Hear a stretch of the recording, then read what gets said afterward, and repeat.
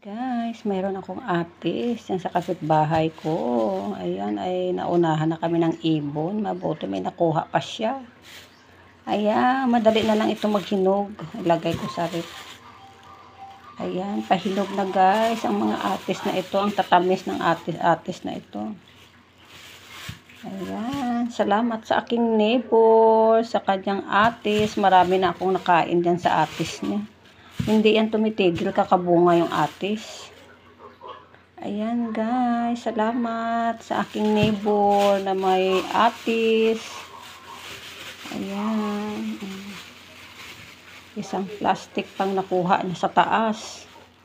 Kasi nga na kinakain din ng ibon. Ayan, meron akong isang plastic. Ayan. Salamat. Yung iba ay po medyo hilaw-hilaw pa konti guys. Ng ilang araw na to ay ano na to, hinog na. Ayan oh. Ayan, lagay ko sa rep.